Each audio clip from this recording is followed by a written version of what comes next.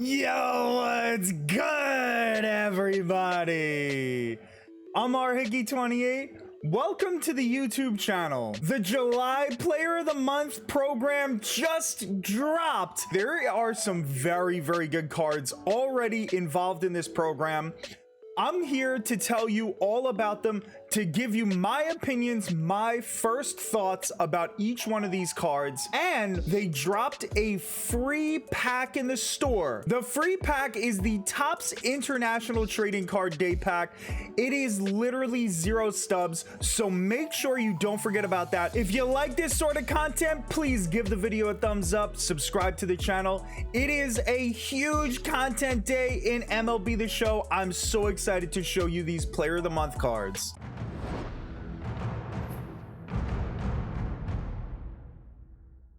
Right here is the Topps International Trading Card Day Pack.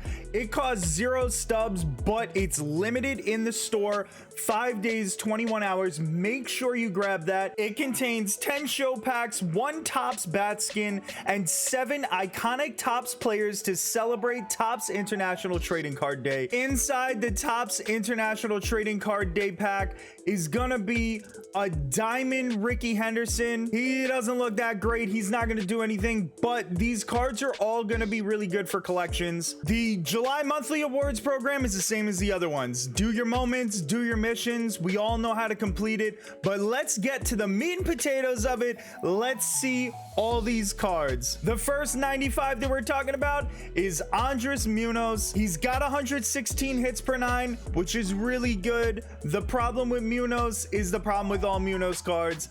He's got a slider and he's got 2 fastballs.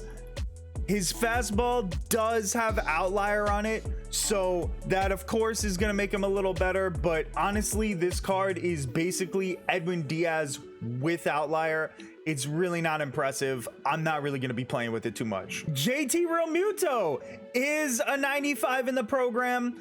He's got incredible defense. You get him to parallel 1, his arm is maxed out. He starts with 90 fielding and 91 reaction, as well as 92 blocking. He's got 85 speed, which is obviously a godsend for a catcher. The problem with Realmuto cards is that he's got contact at 94 and 93, and then his power is an abysmal 79 and 70.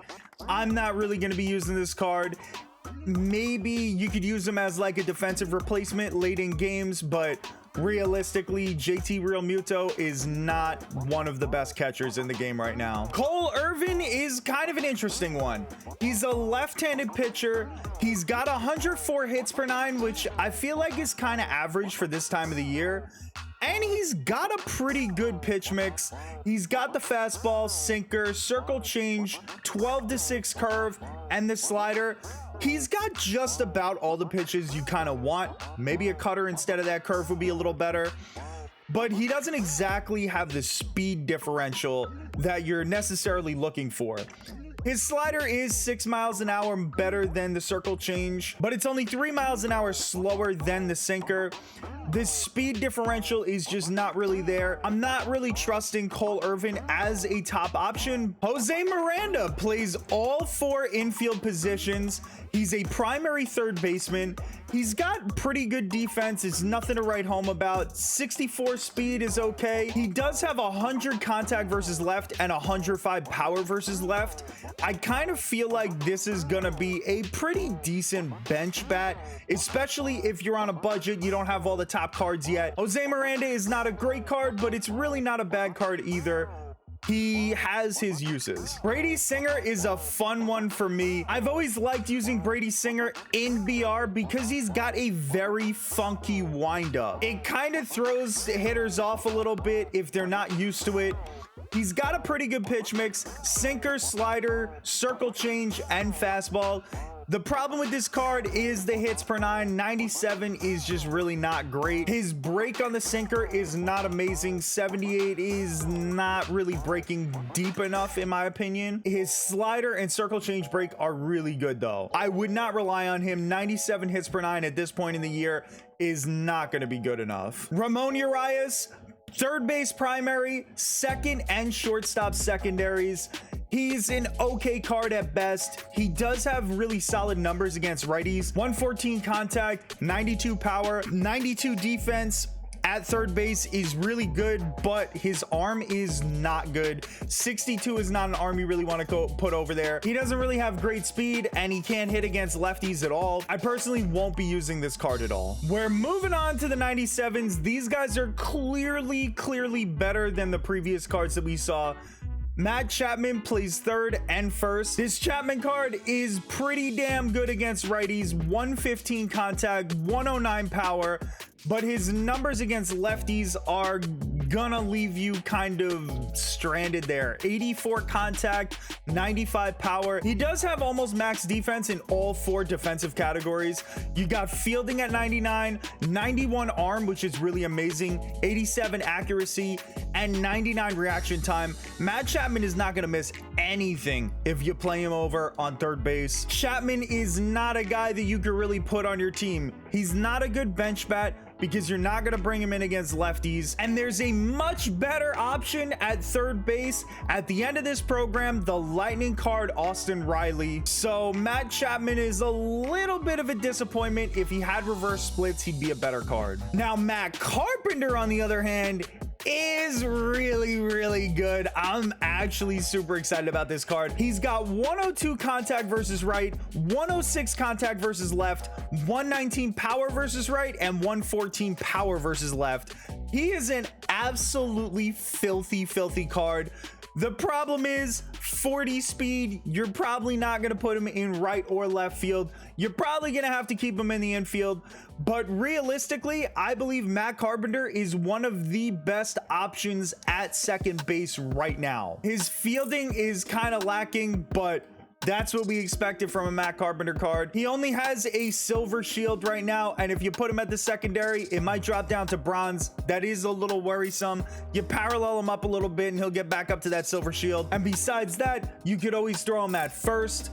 You can throw him at third because I'd honestly rather have him there than Matt Chapman. As great as Matt Chapman's defense is, all in all, you want a great hitter to play at third base. If his defense holds up, this might be a card you want at second base, especially if you don't like Jackie Robinson or you haven't gotten him yet. Ryan Presley is the final 97 overall card.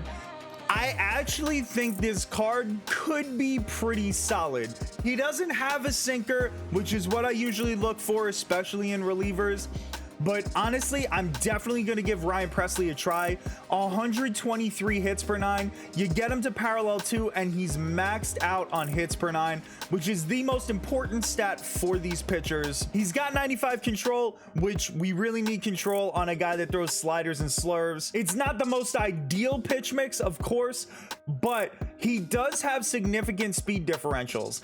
96 miles an hour on the fastball, 90 miles an hour on the slider, and 81 miles an hour on the slurve. You're literally just dropping off at each tier. It could be really deceiving, especially if you could tunnel it well enough off of each other. Unfortunately, Ryan Presley doesn't have outlier. If he did, I would be all in on this. But that fastball might be easy to hit. You might be able to just wait back on it a little bit. So I'd like to try out Ryan Presley before I really say that he's great or he's not great. But he's got sick break on all 3 pitches, 99 on the slurve, 97 on the slider, and 95 on the fastball. As long as you can control those pitches with that type of break, Ryan Presley may very well end up in a lot of people's bullpens. And of course, the flashback legend that we've all seen is Craig Biggio. Biggio has 107 contact versus right, 116 contact versus left, 98 overall. He's got 83 power versus right, 87 power versus left. He's got really good fielding. He's a diamond fielder, 81 speed. He plays second base. He's kind of a diet version of Jackie Robinson. So if you don't have Jackie yet, Craig Biggio is going to make a great replacement at second base. But realistically, the best part about Biggio is that he plays catcher. There aren't too many amazing catchers right now, and Biggio may just step in and take that top spot. That Diego Cartaya card has been really good for me. Of course, we got Mike Piazza, we got Joe Mauer, we do have Mike Napoli, which is everybody's favorite right now, but Craig Biggio may very well take the place of that. I think he's got a great swing, and I think this is going to be a really solid card. And if you even want to play him in left, he works out there too. And the crown jewel of all of this is that lightning card, Austin Riley, third base primary. He also plays first and left field. Austin Riley is actually filthy. They really came through for us. 113 contact versus right, 120 contact versus left. He's got 102 power versus right and 109 power versus left. 84 fielding to start us off with 85 reaction and a 90 arm. You are gonna have absolutely no problem playing him at third base. But if you're like me and you got George Brett and you don't want to play him at third, well, obviously he's going to be a great first baseman. But for me, again, I got Frank Thomas. I do really well with him. He has left field secondary, and Austin Riley can play left field. He would be no issue out there as far as I'm concerned. 69 speed is good enough to play left field for me, especially if you parallel him up, you get him all the way to superfractor. He's gonna have 74 speed. That's gonna be disgusting. Those hitting numbers, you don't want to lose them in your batting order, and all these fielding numbers are great as well. Austin Riley is pretty versatile with 3 different positions, and he works well at each one of them.